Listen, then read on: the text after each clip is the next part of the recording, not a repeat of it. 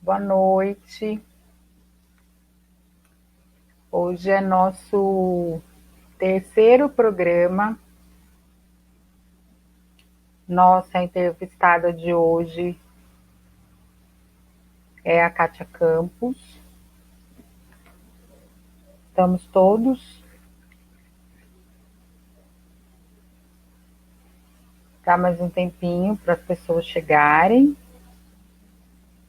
para a gente começar a nossa conversa. Boa noite para todo mundo que está chegando. É um prazer ter todo mundo aqui. Uma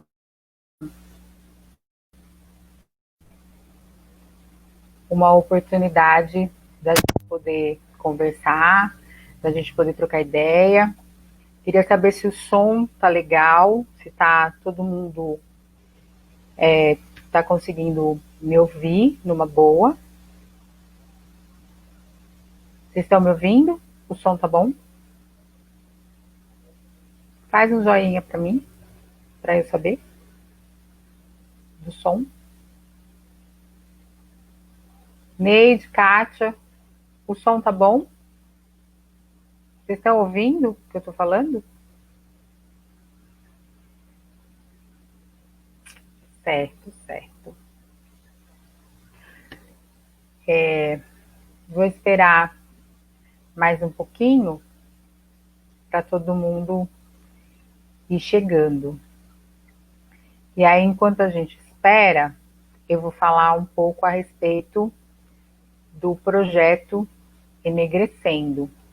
Falar um pouco do que é o projeto, como que esse projeto nasceu e qual é a importância desse projeto nesse momento. Vocês vão, assim, me desculpando, porque hoje eu estou sem o meu assistente preferido, que é o Davi. Então, aí eu vou ter que administrar o Facebook, os comentários, e eu vou me ajeitando, mas hoje nós estamos sem a companhia do nosso técnico favorito, que é o meu filho. O Enegrecendo, ele nasceu de um podcast. Era para ser um podcast que falaria do enegrecimento dos conhecimentos que a gente tem. Porque a gente tem os conhecimentos e eles são todos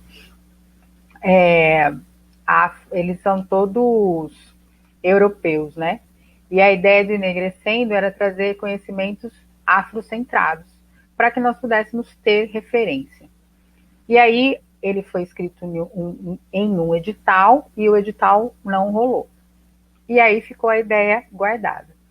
Então, o Enegrecendo, nesse momento, ele nasce como um projeto para falar sobre política e as mulheres negras. Por quê? Porque a gente está no momento em que a gente pode ter a oportunidade de mudar algumas estruturas que afetam diretamente as nossas vidas. Então, falar de candidatura negra, falar de representatividade e o quanto essas mulheres, essa representatividade pode impactar nas nossas vidas e impactar na sociedade de maneira geral. E essas questões, elas vêm exigindo um posicionamento da sociedade, né? Porque eu estava vendo televisão por esses dias e assim a quantidade de propagandas, né, com pessoas negras, a quantidade de iniciativas para a comunidade negra. Então é um momento que está em ebulição. Então a sociedade ela tá sendo bombardeada, né, com a nossa presença, com a nossa fala, né? E então ela está precisando responder a isso. E as eleições são um bom momento de resposta da gente. As redes sociais, especificamente, elas têm a capacidade de amplificar as nossas vozes, porque campanha é um negócio caro, né? E nós, negros, não temos o poder aquisitivo para bancar grandes campanhas, ainda que a decisão do STF tenha sido para o uso de parte das verbas eleitorais para candidaturas negras. Ainda assim, a gente não tem esse dinheiro todo e esse tempo de pandemia também não nos permite sair à rua e tomar café e tomar chazinho com as amigas e na casa das tias, coisas que são muito próximas do nosso cotidiano, do cotidiano das pessoas negras. Então, as redes sociais são um caminho importante para que essas mulheres, né, homens e mulheres negros e negras que são candidatos, ocupem para poder dizer a respeito das suas propostas. E hoje é o nosso terceiro encontro. E a gente vai falar com uma mulher que é muito, muito especial, uma pessoa que eu gosto muito, que é a Kátia Campos. A Kátia, ela foi presidenta do Conselho de Desenvolvimento e Participação da Comunidade Negra aqui em Sorocaba. Na 2016, 2017. E logo que a Kátia assumiu, a gente teve um imbróglio com a prefeitura, porque o coordenador nomeado para a coordenadoria da igualdade racial era um homem branco, né? E isso causou um certo desconforto na comunidade negra, e foi logo que a Kátia assumiu. Então ela teve assim, um papel importante nessa discussão, né, de perguntar como assim a gente vai ter uma coordenadoria e a gente vai ter um homem branco, né? Então foi nesse momento, inclusive, que eu conheci a Kátia Campos. Ela hoje também é presidenta do Movimento Negro PDT de Sorocaba. Então, ela é uma mulher que, confirmando a frase que os nossos passos vêm de longe, a Kátia vem se preparando também para esse momento eleitoral. Então, agora a gente vai conversar com a Kátia, e aí a Kátia vai falar dela, de como ela chegou até aqui, como é estar aqui, né? E ela vai contar um pouquinho da trajetória dela, para depois a gente saber dos projetos, para depois saber das expectativas e saber dessa perspectiva eleitoral da Kátia Campos.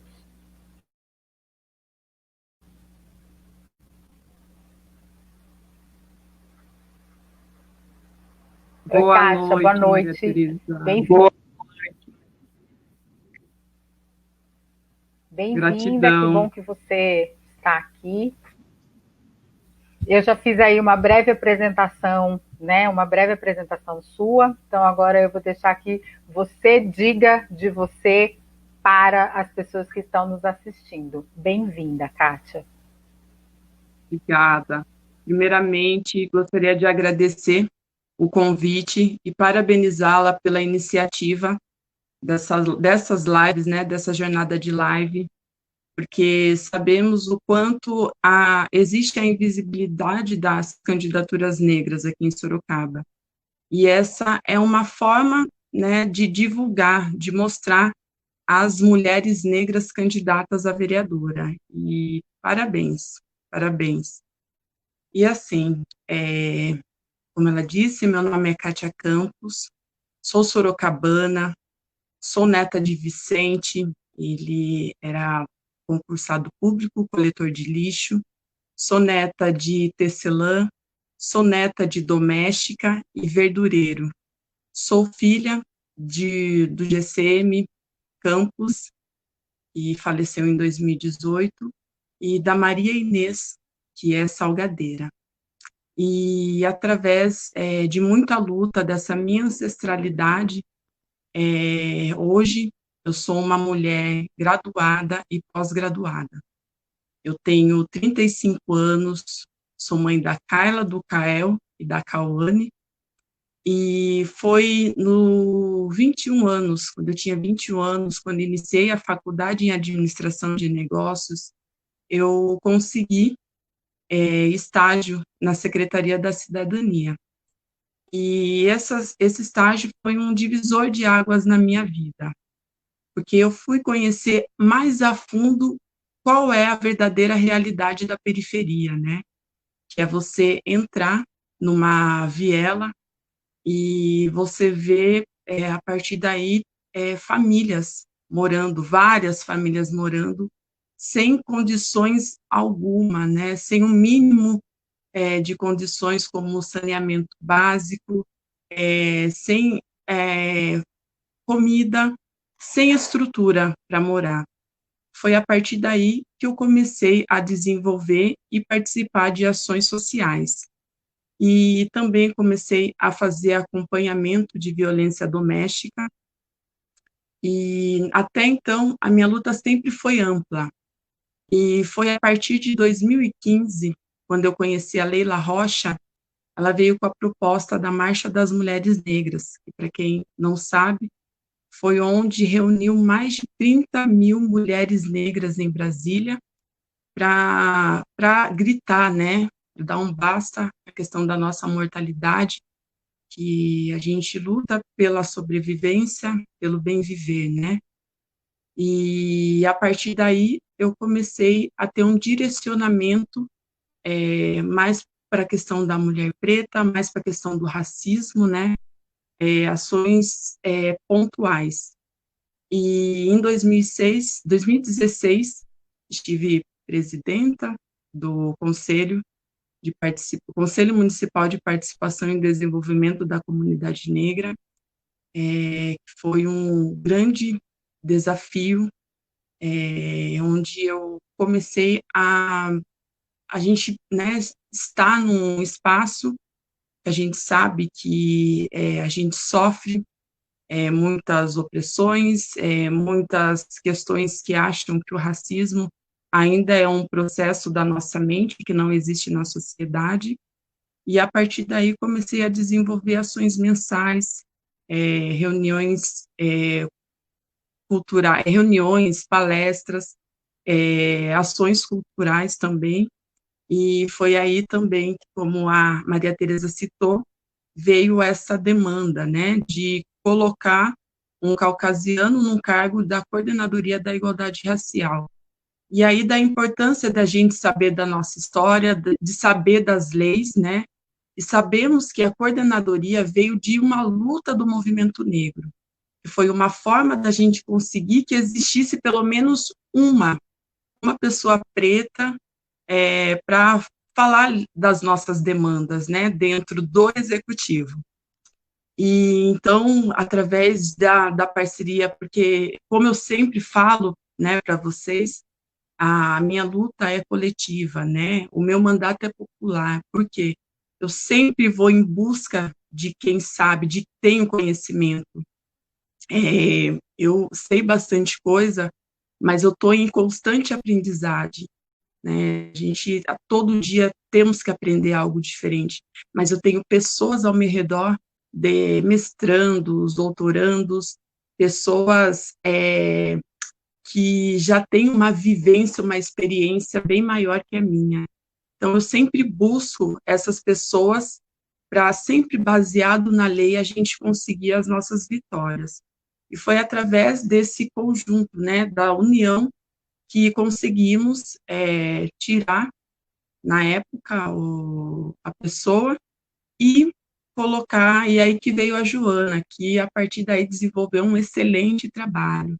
E até gostaria de compartilhar com vocês que nesse processo, né, fomos chamada para fazer entrevistas em rádios, em jornais, e até fui chamada na época pela secretária, e no dia tinha mais 6 pessoas, e eu fui sabatinada, eles me questionando do porquê que eu estou fazendo esse tipo de ação, sendo que a coordenadoria racial se fala para todas as raças, para os japoneses, para os italianos, e aí simplesmente falei, tá, mas essas pessoas vieram para o Brasil em condições, né? Enquanto nós viemos como escravos, nos mantemos como escravos e depois de libertos, simplesmente fomos jogados na sociedade.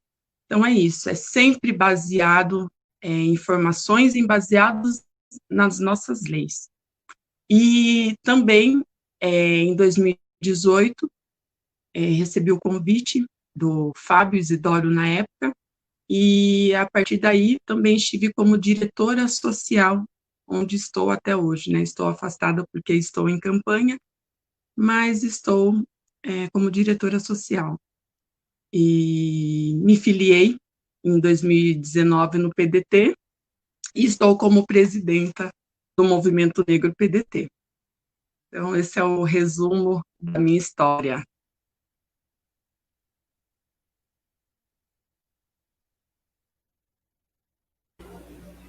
Que bom. É sempre bom a gente ouvir a história das pessoas, saber qual é a trajetória dessas pessoas, saber quais são os seus passos e o quanto esses passos podem impactar nas nossas vidas. Kátia, eu queria que você me dissesse um pouco o que é representatividade para você. O que você entende por representatividade. E dentro desse entendimento, como é que você tem caminhado, né, para nos representar enquanto mulher negra. Você já falou um pouco sobre a sua trajetória, mas eu queria que você aprofundasse um pouco mais nessa questão da sua trajetória e dessa questão da representatividade. Como é que isso faz eco na sua vida? Para mim, representatividade, primeiramente, é de colocar o eu de lado. E você entender que a mulher preta, né, nós mulheres pretas, nós somos plurais e diversas. Então, temos mulheres empreendedoras, temos mulheres que são domésticas, dentistas, advogadas, professoras. A gente tem que entender que uma representatividade ela tem que absorver o máximo de informação, né, de informações de todas, né, de todas os segmentos, de todas as idades, e a partir daí pensar em formas, né, em formas de que a gente possa acolher a todas, né. Eu sempre tento praticar a questão do não julgamento e praticar a questão da empatia. Eu entendo, a gente pega a questão das mulheres, né, das mais velhas, ela vem com as sequelas da ditadura, né? Aí, se a gente parar para pensar e analisar a questão das mulheres da década de 70, 80, a gente tem um olhar mais amplo, né? A gente consegue olhar, ter uma luta, mas sem segregar, vamos dizer assim. E aí vem essas jovens, né, após década de 90, que são meninas, mulheres empoderadas, porém estão precisando de muita informação, bastante engajamento para dar continuidade à nossa luta. Então, temos 3 gerações diferentes que a gente tem que entender cada uma, pensar que cada uma tem uma profissão e de que forma unir todas essas informações para que a gente possa pensar em políticas públicas, pensar em projetos de lei para melhorar a nossa situação na sociedade. Então, a construção, a questão da representatividade, para mim, é baseado na escuta, né?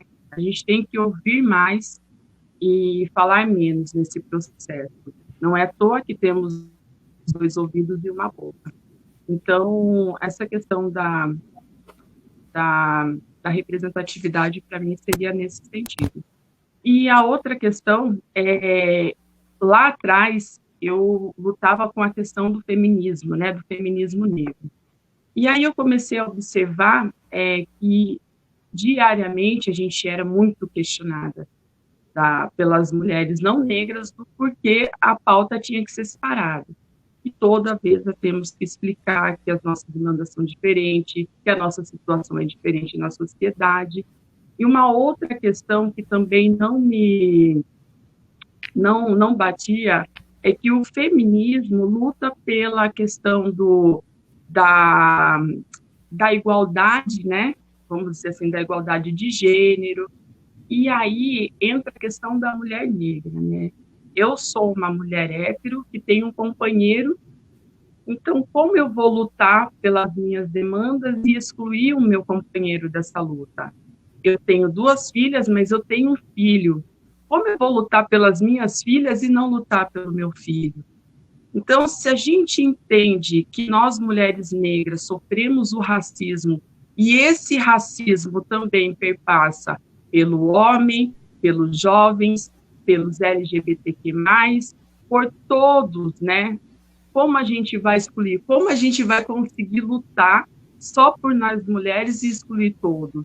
Então, aí foi através, até agradeço eternamente o Pupa, foi o Pupa Kanda e o Carlos Caramba apresentou o mulherismo africana. E eu não me coloco ainda como mulherista africana, porque eu tenho muito que aprender, mas aí que eu percebi, eu me identifiquei mais, porque na prática eu já desenvolvia essa questão, né? Que é agregar todos para a mesma luta. Entender que todos nós sofremos a questão do racismo. Então, essa é uma outra questão que eu entendo como representatividade também, que é lutar pelos nossos, né? Pelos meus, pelos seus, por todos. Seria isso.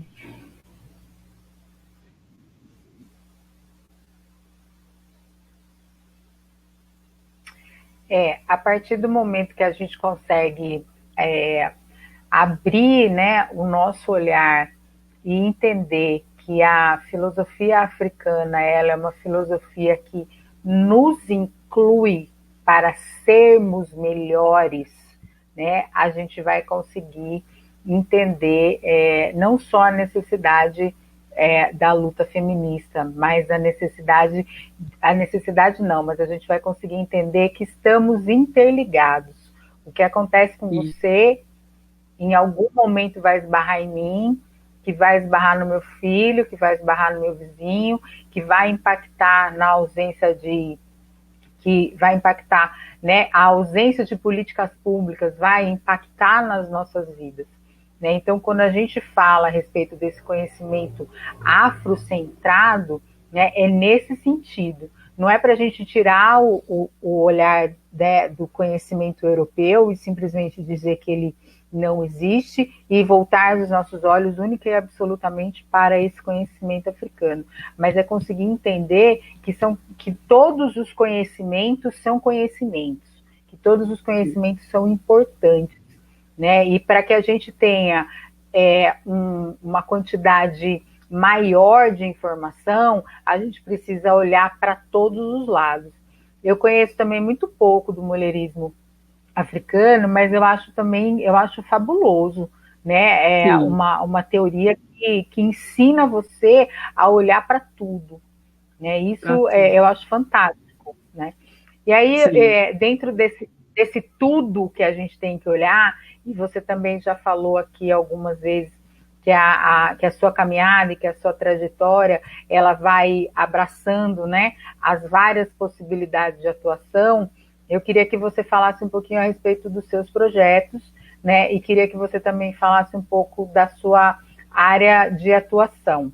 Porque eu entendo que um mandato, ele tem muitas áreas de atuação, porque a gente tem uma cidade muito grande, né? A gente tem uma série de demandas, né? Mas eu penso que precisa ter um carro-chefe, vamos chamar assim, né? Para que o mandato consiga também ser interseccional, para que ele consiga, né, se costurar entre as várias demandas da cidade. Então, eu queria que você falasse um pouco sobre isso, sobre as suas propostas para o seu mandato, né, no caso você seja eleita, e qual vai ser assim o seu carro-chefe, né, a sua principal atuação. Sim.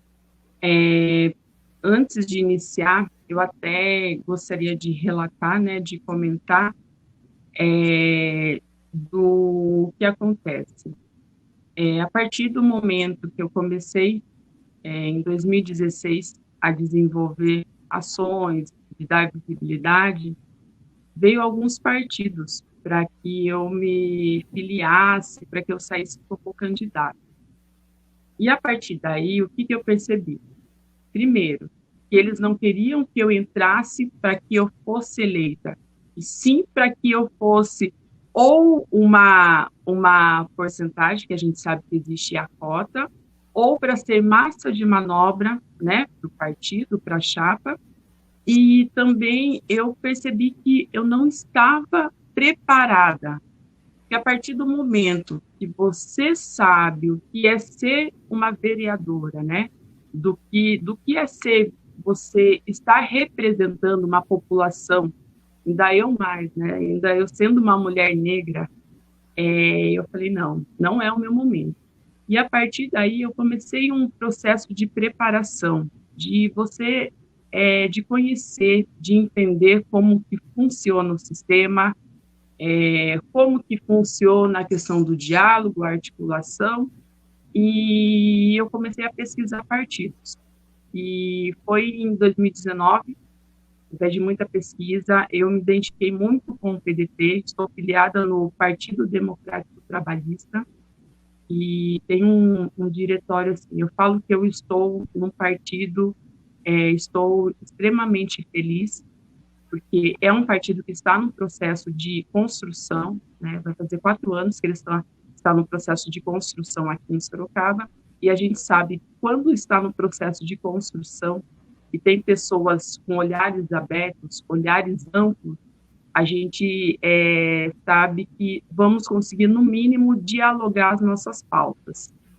E foi aí que eu me filiei. E, assim,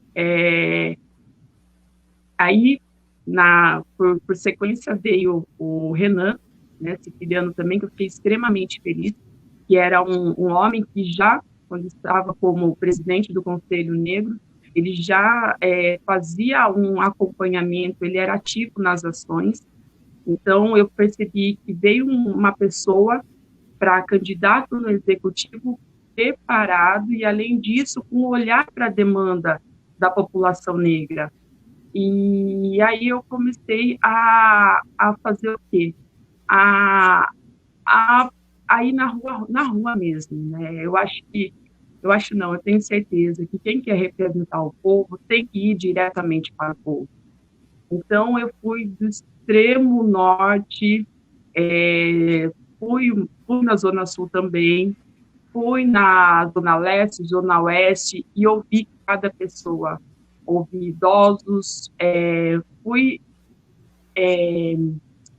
não posso dizer, fui tendo, né, nossa, fugiu a palavra, fui tendo conteúdos, entendendo cada demanda, porque cada bairro tem uma demanda, cada bairro tem uma população específica, né? Tem bairros que têm mais idosos, tem bairros que têm famílias de perfil mais jovens, para você entender. E a partir daí, que é um trabalho em conjunto, eu gostaria de citar algumas pessoas aqui, que é o Chicão, que é o Léo Silva, eu tenho a questão da Patrícia Ferreira, que vem com o jurídico, deixa eu ver se eu não vou esquecer, tem o próprio diretório, o próprio pessoal do partido, vem com a questão, com um vazamento para a gente o quê? Construir, de fato, propostas que sejam viáveis, né, e que, de fato, eu, como candidata a vereadora, possa realizar durante o mandato, tá? Então, só queria fazer essa introdução e também tem que ter propostas que vêm com um executivo, né, um candidato de executivo, com um plano de governo que dialogue com as propostas, né, do mandato. E, para você ter uma noção, no plano de governo do Renan Santos, não estamos na diversidade. Pode ver, nos planos de governo, a população preta e periférica entra em diversidade. Lá não, lá nós temos um subtítulo. E, além de subtítulos, tem algumas demandas no plano de governo, como cursos profissionalizantes para a juventude, ele enfatiza a importância de 30% direcionado para a população periférica.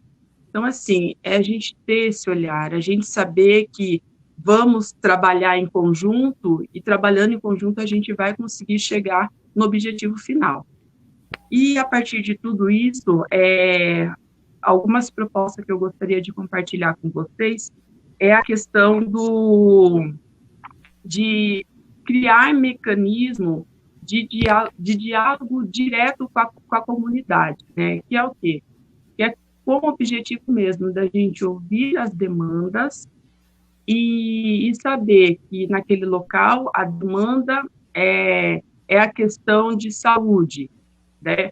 Aquela demanda é a questão de manutenção de espaço, da gente entender a necessidade de cada região. E uma das propostas é o gabinete itinerante. Qual é o objetivo? É de pelo menos uma vez ao mês, né, o gabinete estar nos bairros. Então, a gente tem que entender o quê?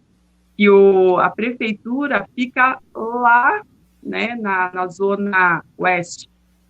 Então, fica do outro lado. Pensa alguém sair, né? A gente sabe que existe o desemprego, que existe a falta, né, de você ter o dinheiro para comprar o vale-transporte para ir até a prefeitura.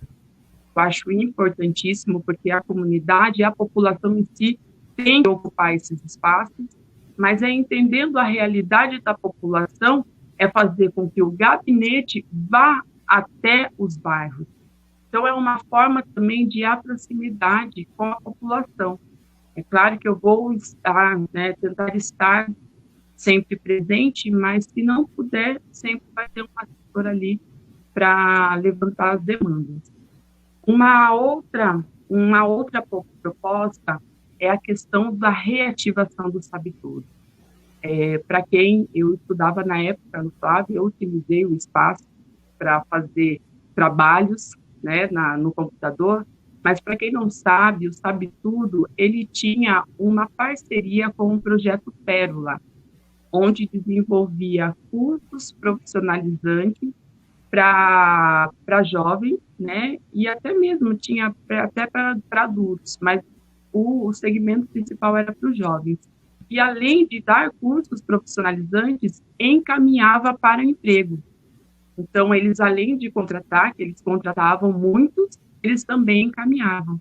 Então, esse projeto, assim, é extraordinário, né? A gente sabe o quanto a gente necessita. Hoje em dia, um papel faz uma diferença, né? Quanto mais conhecimento temos, mais oportunidades temos na área de emprego. Então, isso é algo que eu vou lutar bastante, né? Eu até já levantei, se for pela questão do executivo, o orçamento do executivo, e o Espaço Sabe Tudo faz parte da Secretaria da Educação. Então, é um valor de 1.300.000 anual. A gente sabe que é um processo que é difícil, né? Porque a gente está no momento de pandemia, daí vem a pós-pandemia. Não sei se o pessoal está acompanhando, mas teve uma diminuição de orçamento do executivo, porém, existe outras possibilidades, né? Que é estudar a possibilidade do terceiro setor ocupar esses espaços, né? Então, a prefeitura, ela pode ceder por tempo determinado o direito de uso. Então, o que seria? Já existe vários bairros que desenvolvem o projeto, né? Existem vários, desde Ipiranga, Nova Esperança, Júlio de Mesquita, então já desenvolve projetos. Então, a prefeitura concederia esse espaço, ele desenvolveria esses projetos dentro desse espaço, e de contrapartida, esse projeto, né, essa instituição tem que dar vagas para a própria comunidade. Então, é algo que daí seria mais possível, né, mais viável. É algo que são propostas que eu posso colocar e ver essa possibilidade de reativação.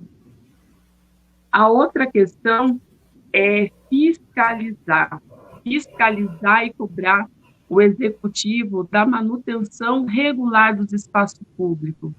O que seria? Se a gente vai ali no espaço do Campolim ou no Parque das Águas, que hoje em dia é um espaço de referência, pode reparar, sempre está em dia. Então, o que acontece? A população ocupa. Você pode ir aos finais de semana, né, que tenha o maior número de pessoas, mas você pode ir qualquer dia da semana, qualquer horário, tem pessoas, famílias, desde crianças, jovens, adultos e os idosos, fazendo caminhadas, desenvolvendo algum tipo de esporte. Aos finais de semana, eu já vi pessoas fazendo piquenique. Então, assim, as pessoas ocupam. Só que nós temos que pensar que os espaços públicos existem em Sorocaba inteiro. Então, essa manutenção tem que ser em todos os espaços.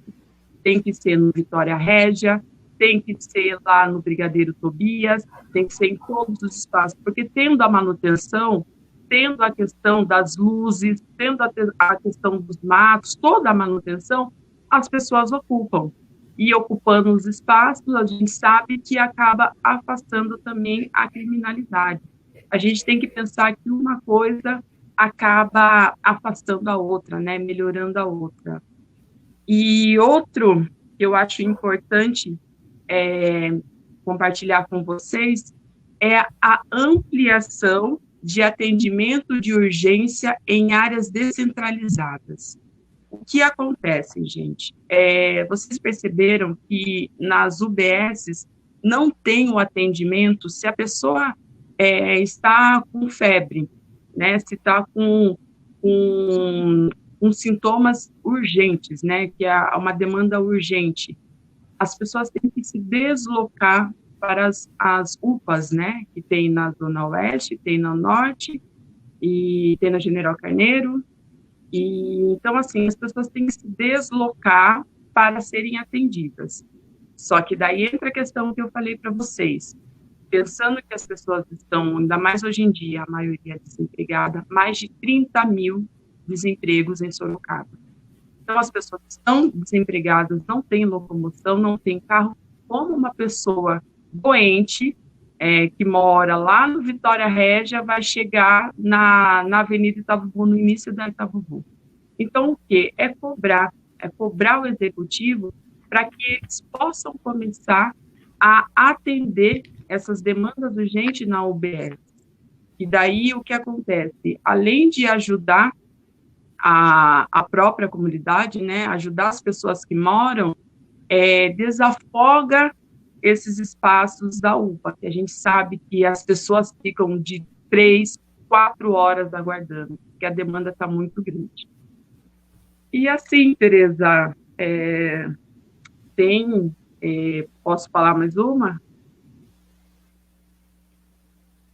Pode, claro.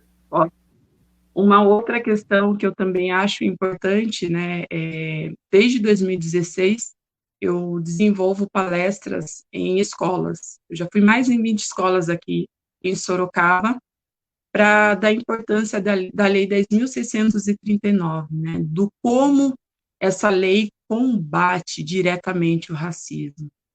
Porque a gente sabe que a nossa história é contada a partir da escravidão e se resume na escravidão, então isso a sociedade em si tem um olhar que nós somos e temos que ser escravos. Escravos no sentido de receber menos, somos menos valorizados, temos a invisibilidade, então a gente está tendo sequelas dessa história que ainda insiste em falar. E o que seria essa lei 10.639? É contar a verdadeira história, né? É contado que existe uma história antes de virem aqui, os negros virem forçados ao Brasil. Então, de baixo para cima, eu vi que, de fato, as escolas, as supervisoras, as coordenadoras estão quebrando, vamos dizer assim, barreiras, estão começando a ficarem mais abertas com o tema e começando a entender a importância.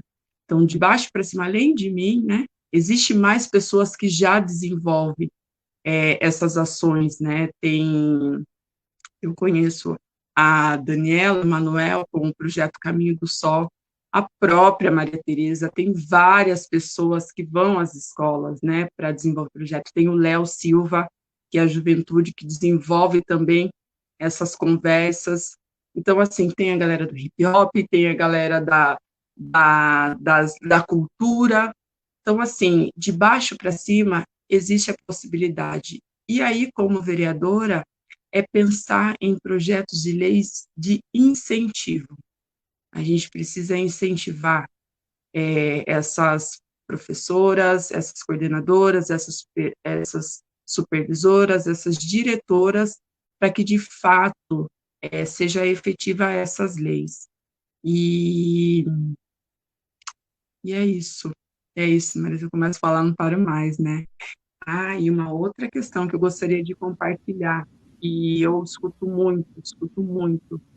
Infelizmente, muitos pré-candidatos, agora candidatos, ficam oferecendo que vai construir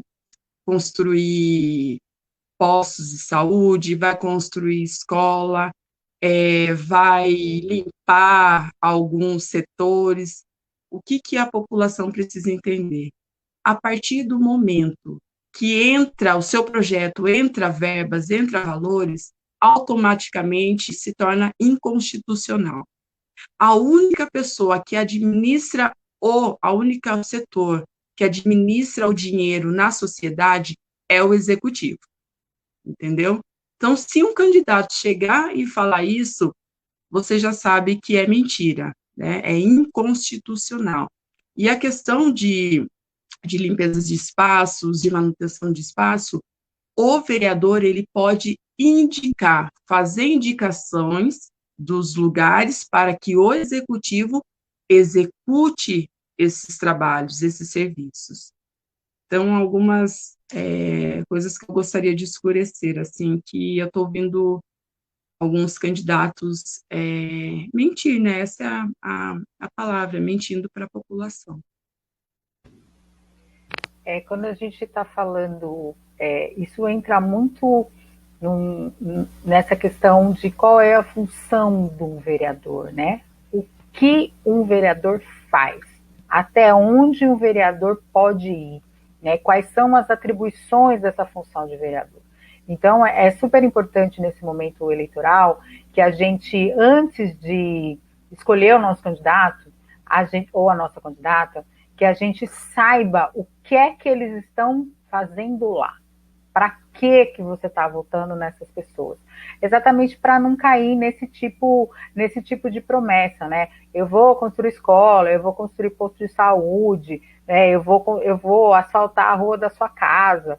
Né? Então, assim, é bom a gente falar a respeito disso também, porque essas são informações que nos foram negadas a todos nós, né? A grande maioria da população. Né? Quem é que não ouviu falar que, porque minha vizinha votou no fulano porque ele prometeu uma dentadura, né? Porque ele prometeu um jogo, vaga na creche, jogo de camisa para time de futebol, né? Então, assim, são coisas que a gente ouve desde que eu me conheço por gente. Nesse processo de eleição, no momento eleitoral, eu ouço esse tipo de conversa. Então, esse é um momento, eu acho que essas eleições, especialmente, né, é um momento que a gente tem para se informar, para que a gente possa realmente transformar a sociedade. É claro que essa transformação ela não vai acontecer da noite para o dia. A gente não vai dormir hoje, amanhã a Kátia vai estar eleita, depois de amanhã a gente vai ter um mundo transformado. Não é assim que funciona. Né? É um processo, ele é devagar, é um passo de cada vez. Mas esses passos, eles precisam ser dados. Né? Então, a gente está no momento para fazer com que isso aconteça. Kátia, eu queria te assim, fazer 2 comentários. Então, você acha que a descentralização é um caminho para melhorar a vida da população?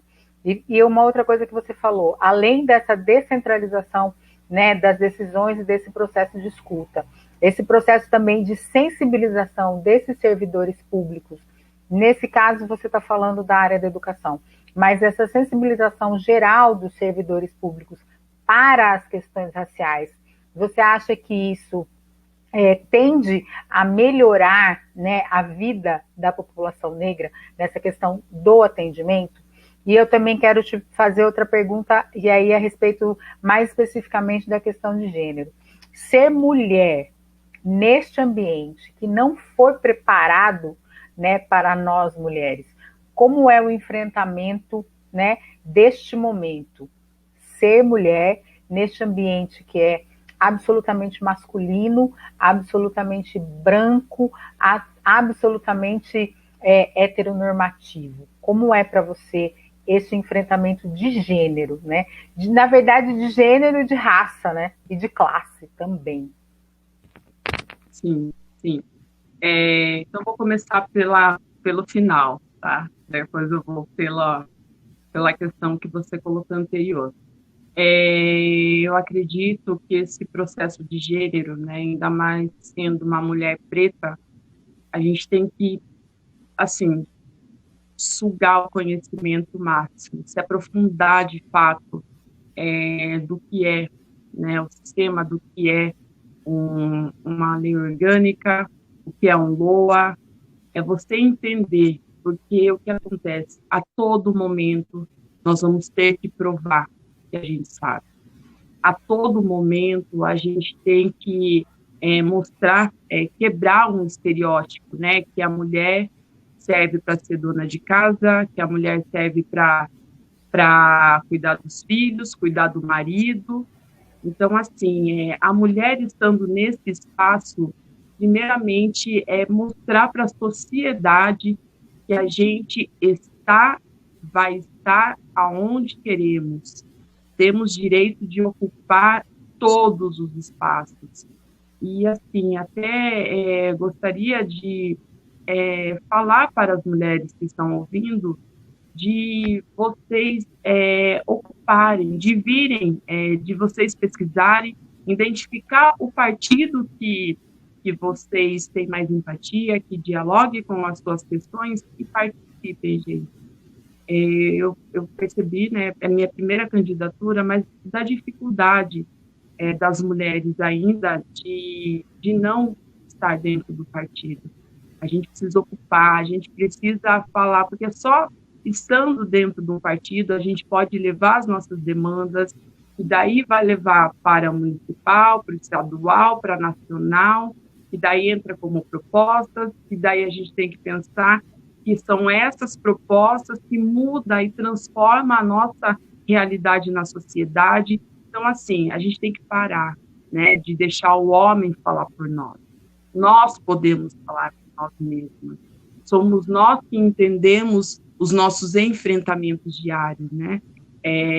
Como dizem, alguém pergunta para o homem, quem que está com os seus filhos enquanto você está correndo, enquanto você está fazendo campanha? Não perguntam, mas me perguntam o que está os meus filhos, ou quem que está organizando, quem que fica na casa. Então, assim, a gente mostrar que, para além, né, da casa dos filhos, nós também temos as nossas vidas, nós também somos seres pensantes, tá? Então, é isso que eu acho da importância da mulher estarem nesses espaços. E aí, pensando nessa questão da descentralização, da questão desse processo dos funcionários públicos, é urgente. Isso vai mudar a nossa realidade. Ainda mais na saúde, hoje é constatado, é algo que a gente precisa dialogar, precisa conversar. Mas quando vai falar de partos, a mulher negra e a criança negra são as que mais morrem. Por quê? Porque até o último momento, o médico em si, né, eles forçam para que a mulher tenha parto normal. Então, eles entendem que nós, mulheres negras, né, principalmente, temos mais força, então a gente consegue aguentar mais dor. Então, deixa ela sofrer, né? Ela está aguentando, deixa ela sofrer, que ela dá conta, só que o que acontece? A mãe e a criança acabam morrendo. Isso é um dado que eu acho importante, em algum momento, a gente levantar, que é algo que ainda não é muito discutido. O que a gente sabe é a questão de quando vai dar anestesia, dar em menos quantidade por causa dessa questão. Só que o que acontece, gente? O próprio atendimento, uma das ações que eu tentei fazer em 2016, quando estava presidente do conselho, é fazer um levantamento, né, de quais as demandas que o povo preto, né, a mulher preta, o homem preto, tem nas UBSs, qual é a maior demanda, se realmente é a questão da hipertensão, se é realmente a anemia falciforme, que a gente sabe que é. Mas aí eu fui levantar isso com a coordenadoria, e aí que veio a grande surpresa. No atendimento, as recepcionistas não preenchem, gente, corretamente raça e cor. Então, como a gente vai ter um levantamento de quantas pessoas passam, né? Por exemplo, de 10 mil pessoas que passam na UPA, quantos por cento são negros? E dessa porcentagem, quais são as doenças que mais acabam atingindo essa população? Não tem como a gente fazer esse levantamento, porque não tem esse primeiro preenchimento correto, que é o atendimento. Então, vejo a importância disso, eu estou falando na saúde, mas pensa isso em todos os espaços públicos, gente. Então, isso é importante ter esse treinamento, essas pessoas, né, esses funcionários públicos, ter esse olhar da importância apenas do preenchimento, mas esse preenchimento é algo que pode melhorar a nossa questão, porque a gente precisa de estatística, que precisa de dados, para daí levantar a problemática e, a partir da problemática, pensar em possíveis resoluções. Então, essa é a questão da importância. Você falou a respeito de estar dentro dos espaços, né? E aí isso é uma coisa que eu repito muito, né? Que é só estando dentro das estruturas, sejam elas quais forem, é que a gente vai ter as nossas demandas atendidas. Então, por exemplo, participar da APM da escola do seu filho, participar do conselho da UBS, procurar lá no seu bairro uma associação de moradores. Se não tem associação de moradores, por que não formar uma associação de moradores? Né? Então, dentro dessas estruturas grandes, né, elas existem lugar para a sociedade civil. Né? No Conselho de Saúde tem lugar da sociedade civil. Se eu não estiver muito enganada, no Conselho da Educação, eu não sei também exatamente se chama Conselho da Educação, mas existe uma estrutura parecida com essa, que também tem lugar para a sociedade civil. Então, para a gente poder ter as nossas demandas atendidas, a gente precisa estar nos espaços. A Silvia Vieira, ela está falando aqui, participar do conselho da escola, mesmo não tendo filho nas escolas, né? Porque educação é um direito coletivo, educação é um direito das pessoas. Então, às vezes a gente fala assim, mas quem é que vai me ouvir? Se você não se integrar, se você não sair da sua casa para procurar os espaços em que você possa ser ouvida, realmente vai ficar muito difícil. Uma outra colocação que eu queria fazer para você é para você falar um pouco dessa questão das mulheres negras, né? Como que isso pode parecer uma pergunta óbvia, mas como isso impacta na sua vida, enquanto mulher, enquanto mãe, enquanto cidadã, né? Eu queria que você falasse assim um pouco, porque a gente também já está caminhando para o final, que você falasse um pouco dessa vivência de ser mulher negra e dessa vivência de ser mulher negra neste lugar, enquanto candidata a vereadora de uma cidade como Sorocaba, que é uma cidade conservadora. Eu arriscaria dizer que é uma cidade que ainda tem assim resquícios do racismo muito entranhado, né, na sua construção. Sim, sim. E a partir dessa fala sua, é da gente entender do quanto a cidade é conservadora. Quando você chega na cidade, né, através da rodoviária, qual é a primeira arte, né, o primeiro monumento que se vê? É uma ama de leite, né, carregando uma criança branca e o filho do lado, olhando para a mãe, com um olhar, né, quem puder, veja essa imagem.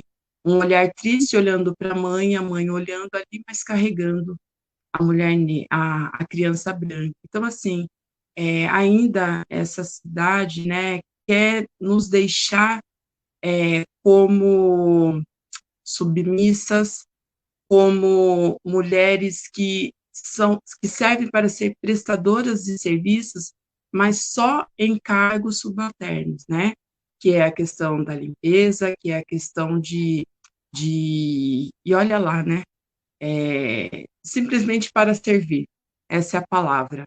Mas como mulher negra, né, eu vejo a importância, eu falo, eu agradeço, sou eternamente grata à minha ancestralidade, tenho muito orgulho de ser uma mulher preta, mas que nesse mesmo lugar, né, que tenha uma mulher que de fato representa a mulher negra de hoje.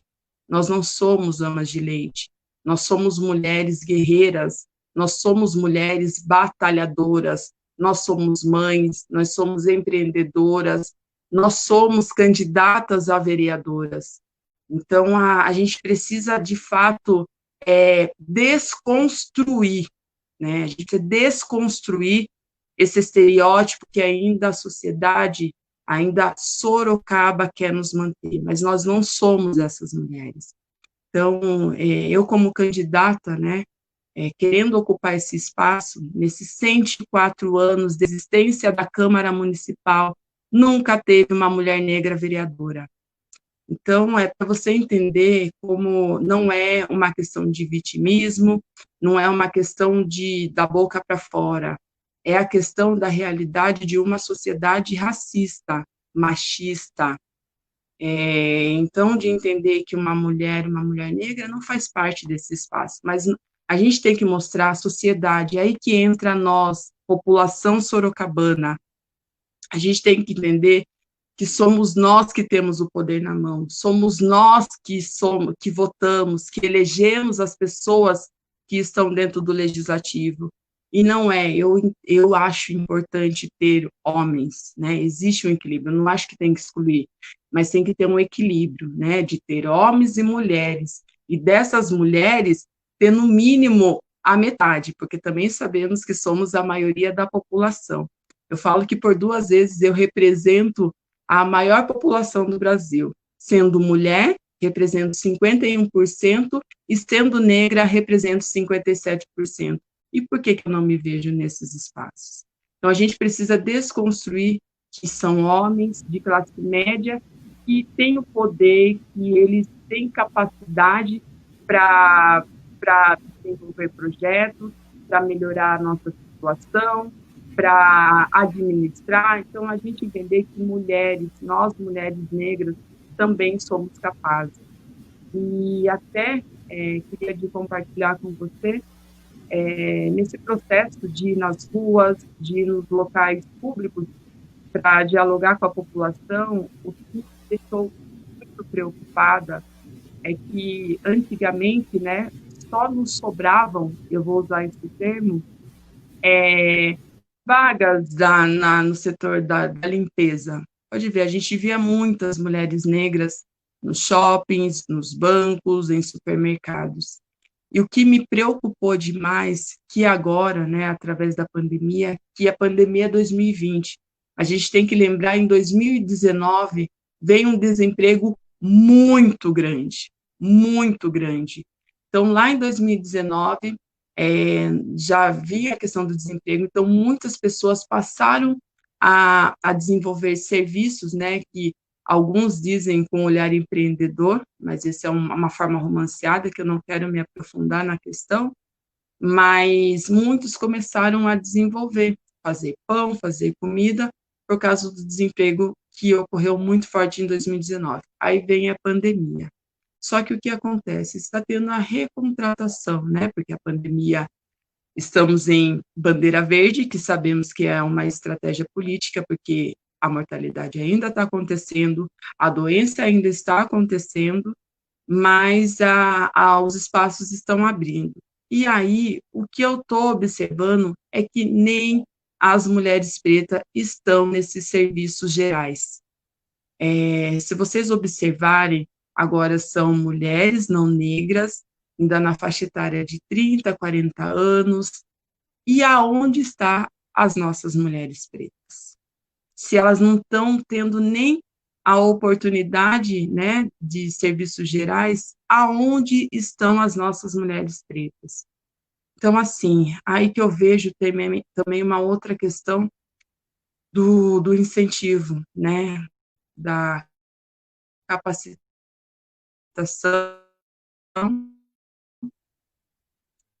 para que essas mulheres, além de cuidar da sua casa, dos seus filhos, têm que fazer o pão, fazer a comida para ganhar o dinheiro do dia a dia, né? Então, é a importância dessa capacitação. E aí eu queria até fazer um resumo de como eu me tornei empreendedora, porque eu me coloco como empreendedora e não empresária. Porque o empresário, o foco é lucro. Lucro, lucro, lucro, lucro, lucro. E o empreendedor já tem um olhar mais amplo, né? Além da questão da sua empresa, do lucro, ele tem o comprometimento com o social, ele tem o olhar do óleo, meu segmento é de eventos, então, para onde vai destinar o óleo? Eu uso bastante óleo. A questão da reciclagem, então, tem esse olhar também da sustentabilidade. Então, o que me fez, vou resumir para vocês entenderem aonde as pessoas, né, o sistema, vamos dizer assim, nos quer deixar como mulher negra. Eu já era formada em administração de negócios, eu tinha técnico de departamento pessoal, já tinha experiência e fui contratada para ser gerente administrativa numa rede de alimentação municipal, uma rede muito grande, municipal não, estadual. E aí eu fui contratada por R$ 945. Eu faço questão de falar para vocês entenderem o porquê. E aí, quando eu fui contratada, ela falou que só passando a experiência, ela iria aumentar o meu salário. Falei, ok. Então, fui contratada e eu desenvolvi todo o processo. Eu era departamento pessoal, era contas a pagar e receber, eu fazia a questão de DP, eu fazia a questão de compras. Para vocês terem uma noção, lá não tinha os EPIs, né, os funcionários não usavam, eu desenvolvi um projeto, implementei, dei treinamento para os funcionários, tudo nesse processo de experiência de 3 anos. Eu dei conta de tudo, eu só não tinha a senha da conta dela para pagar as contas, de resto, eu fazia tudo. E detalhe, 23 funcionários. Passou a experiência, eu fui ter uma conversa com ela, e aí? Vai reajustar e tudo mais? Falei, dá para guardar mais um pouquinho, só para que a gente sabe como tá a corrida, a gente está tendo que resolver algumas questões aqui, mas ó, no mês que vem a gente conversa. Falei, tá bom. Nisso, gente, gerava 60 mil por semana, eu tinha acesso a tudo. Então, simplesmente esperei mais um mês e eu fui ter uma conversa e ela novamente falou, então você pode aguardar mais um pouco? Foi aí que eu percebi. Falei, não, ela não vai aumentar o meu salário, e o porquê dos R$ 945 eu citei? Porque uma atendente, quando era registrada, quando era contratada, era de salário inicial de R$ 1.080, uma atendente. Não querendo desvalorizar, mas para ela, eu sendo uma mulher preta, mesmo sendo formada, desenvolvendo todo o trabalho que eu compartilhei com vocês, ela achava que minha mão de obra valia menos que de uma atendente. Então, o que eu pensei? Eu pensei assim, eu nunca mais vou passar por isso. E além de não passar por isso, eu vou poder abrir a minha empresa e dar oportunidades para outras pessoas, valorizando o seu trabalho pela sua capacidade e não pela sua cor. E aí que eu abro a minha empresa, foi em 2011 que aconteceu isso. Em 2012 inaugurei a minha empresa e de lá para cá, graças a Deus, deu tudo certo e eu vivo do meu negócio. Mas para vocês entenderem, né, que não é a questão do que a gente vive como mulher preta, não é uma demanda que eu ouvi, eu vivo diariamente. Então, eu sei o que é ser uma mulher preta. Eu sei o valor que as pessoas, né, que são racistas, essa é a palavra que não que tem as sequelas, né, dos ancestrais dela, é isso que eles nos vê como mulheres, é isso que eles têm como valor. Então é isso que eu vejo como mulher preta. A gente tem que ocupar, a gente tem que lutar por nós, a gente tem que, né, eu percebo que a gente cada dia mais estamos se unindo cada vez mais, a gente está tendo a empatia, a gente tá com o processo mesmo do estamos juntas, né? É isso. Sim, sim. É importante isso que a Kátia está falando, porque a gente precisa discutir que essa questão estrutural, ela impede a ascensão de determinada camada da sociedade, né? E aí eu vou fazer coro aqui com a Kátia a respeito dessa questão, né, de como é que a gente vive e como é que a gente sobrevive, né? Porque como a Kátia, eu também tenho um empreendimento culinário, e aí é a gente que sabe como é que a gente faz, né, para conseguir dar conta de todas essas coisas, né? Como é que de manhã eu boto o cardápio no WhatsApp, depois eu boto o cardápio no Facebook, e aí depois eu coloco o cardápio no Instagram, aí depois que bota tudo na rede social, eu saio correndo para a cidade para comprar embalagem, aí depois eu saio para fazer compra, e aí depois eu volto para casa para poder cozinhar, e no caminho entre uma coisa e a outra, você vai administrando os pedidos, você vai anotando, eu vou mandando para minha mãe. Então, assim, essa questão da nossa mobilidade, essa questão da nossa ascensão, né, ela depende muito de um teto que a gente encontra e que a gente, né, ultrapassar esse teto é muito complexo, é muito complicado, e eu acho que mulheres como a Kátia, né, como a Cida, como a Elaine, quando elas se colocam nesse papel, né, de enfrentamento, né, de serem candidatas a vereadora, né, eu acho que isso é um grande passo, né, para a gente começar a rediscutir essa questão estrutural. Kátia, eu vou pedir para você 5 minutos, só para eu fazer aqui uns agradecimentos e também dar alguns recadinhos. Eu já volto com você aí, tá bom, amiga? Me dá 5 minutos. É o seguinte, eu quero agradecer todo mundo que participou com a gente, né? Teve bastante gente, assim, a Regina, a Neide, a Silvia. Eu tô sem assistente hoje, então vamos lá. O Francisco, a Rosana, que é vice-candidata a prefeita do PDT, o Beto, a Elaine, o Léo. Quero agradecer todo mundo que passou por aqui, pelo menos, né, para dar uma força e para fortalecer a iniciativa de visibilizar candidaturas negras. Eu quero convidar vocês para estar com a gente amanhã, porque amanhã quem vem conversar com a gente é a Renata do Carandá. Ela é moradora do residencial, é uma das primeiras síndicas eleitas e tem um trabalho comunitário super interessante, super importante, inclusive, né, lá no Carandá.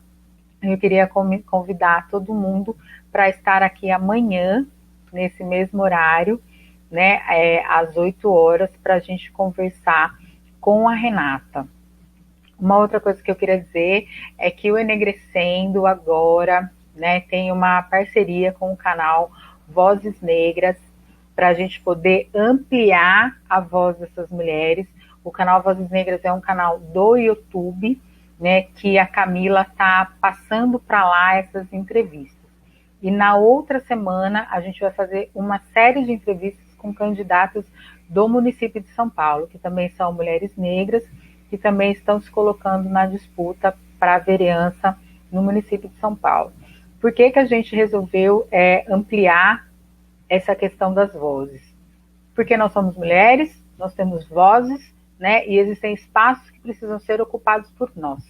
Né? E aí eu morei aqui em Sorocaba há bastante tempo, também morei em São Paulo há muito tempo, então o Facebook é um lugar de visibilidade, né? Então a gente resolveu fazer essa parceria, porque o canal Vozes Negras também tem um trabalho super interessante, super legal, com essas questões raciais, com essas questões de como a população negra cuida da sua saúde mental também, né? Então a gente achou que podia ser um casamento massa, né? Então vocês também podem seguir a gente pelo canal Vozes Negras.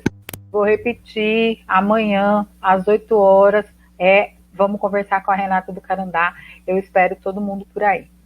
Vou voltar aqui com a Kátia para fazer uma última pergunta. E claro, né, agradecer a sua disponibilidade, a sua disposição de vir conversar com a gente, né, de poder dizer quais são os seus projetos e da gente conhecer mais da Kátia Campos. Né? Eu queria que você dissesse para a gente uma palavra, né, a palavra que vai caracterizar o seu mandato lá no dia 31 de dezembro de 2021. Olha, a palavra é a persistência.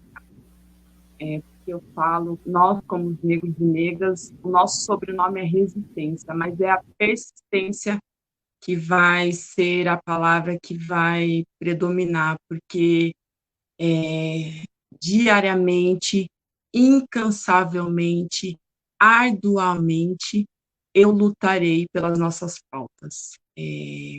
Vou fazer questão de mostrar que somos capazes, que somos inteligentes, que também somos mulheres capazes de estar ocupando o legislativo. Então, essa é a minha palavra, persistência, com garra, com conhecimento, com o coletivo, porque eu gostaria de compartilhar que eu nunca estou sozinha, eu estou sempre rodeada com pessoas técnicas. Eu estou em constante aprendizado. O que eu não sei, faço questão de ir atrás, de sempre, né, aprender. E outra questão que eu gostaria muito é de agradecer. Eu sou grata a tudo que está acontecendo, a essa campanha, agradecer a cada apoiador. Os apoiadores vêm homens, vêm mulheres, vêm jovens, isso de todas as raças, e porque as pessoas estão de fato vendo que eu estou para representar a população, não estou para me representar. E eu faço o convite para que as pessoas, quem não me conhece, estou à disposição para conversarmos, agradecer novamente o Léo, agradecer o Chicão, agradecer o Júnior, agradecer o Vinícius. Eu vou citar alguns nomes porque estão próximos constantemente, diariamente, o Júlio, a doutora Rosana, que é a vice do partido, que ela é uma mulher que sempre está também ajudando a todo mundo que está compartilhando, fortalecendo, porque vocês têm que entender, eu estou aqui à disposição para representar, porém eu preciso do seu voto, do seu apoio para que de fato isso se torne realidade e que a gente possa fazer história na sociedade. E eu conto com o apoio de vocês.